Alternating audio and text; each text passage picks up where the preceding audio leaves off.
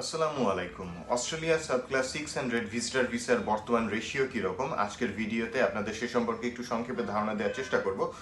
যারা Australia visitor ভিসার জন্য অ্যাপ্লাই করতে যাচ্ছেন, পুরো ভিডিওটা দেখার চেষ্টা করবেন। সো ফার্স্ট অফ অল, বর্তমান সময়ে অস্ট্রেলিয়ার ভিজিটর ভিসা কিন্তু সবাই পাবে, ব্যাপারটা কিন্তু এরকম নয়। আপনাকে অবশ্যই এলিজিবল হতে হবে।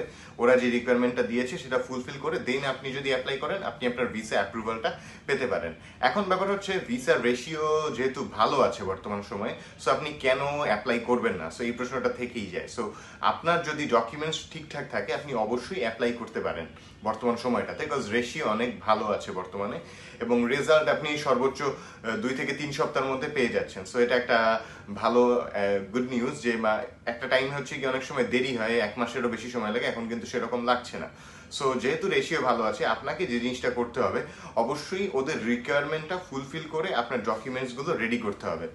এখন ব্যাপার হচ্ছে, ভিসা পাওয়ার জন্য আসলে কি ডকুমেন্টস লাগে, বা রেশিও যেহেতু ভালো আছে, আমি কোন তারিখে বা কোন সময় ট্রাভেল প্ল্যান দিব, এই প্রশ্নগুলো চলে আসে। সো আপনি অবশ্যই যখনই অ্যাপ্লাই করছেন না কেন, তার চেষ্টা করবেন মিনিমাম 2 মাস পরের একটা ট্রাভেল প্ল্যান দেওয়ার জন্য। এবং এখন যেহেতু এপ্রিল মাস চলছে, অবশ্যই আপনি জুন মাসের জন্য একটা প্রপার ট্রাভেল প্ল্যান করতে পারেন। এবং এরকম বর্তমান সময় যেহেতু রেশিওটা ভালো আছে, আপনি কোন সিটিগুলো ট্রাভেল করবেন, এই জিনিসগুলো আগেই ফাইন্ড আউট করে একটা প্রপার ট্রাভেল প্ল্যান কিন্তু আপনার ফাইলের সাথে অ্যাটাচ করে দিতে হবে।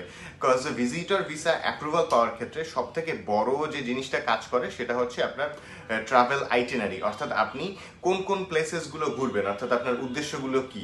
যারা অ্যাকচুয়াল ট্রাভেলার, তারা কিন্তু আগে থেকেই ঘাটাঘাটি করে যে কোনো একটা দেশে যাবে, ওই দেশের কোন কোন প্লেসেসগুলো এক্সপ্লোর তারা করবে। সো এই জিনিসগুলো কিন্তু তাদের নলেজে আগেই থাকে। সো যাদের নলেজে এই প্লেসেসগুলো থাকে, তারা যখন ট্রাভেল আইটিনারি করবে, তখন কিন্তু ওটা দেখলেই বোঝা যায় যে এই লোকটা আসলেই একজন ট্রাভেলার, সে এবং ট্যুরিজমের জন্যই আসছে, তার উদ্দেশ্যটাই হচ্ছে গিয়ে ট্যুরিজম।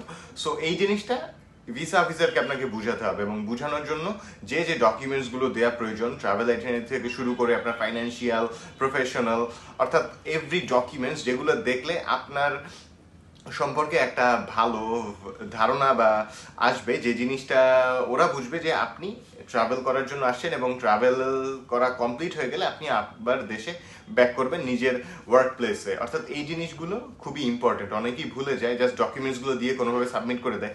আসলে এক্সপ্লেইন করতে হয় যে আমি কেন যাচ্ছি, আমি আমার দেশে কি করছি। সো এই জিনিসগুলো এক্সপ্লেইন করতে হবে আপনাকে কভার লেটারের মধ্যে। সো এভাবে আপনি যদি প্রপারলি আপনার ডকুমেন্টসগুলো রেডি করে সাবমিট করেন, তাহলে অস্ট্রেলিয়ার ভিসা হওয়া খুবই ইজি ব্যাপার। এবং বর্তমান সময় যেহেতু রেশিও ভালো আছে, আপনি কিন্তু আপনার ভিসা অ্যাপ্রুভালটা পেয়ে যাবেন।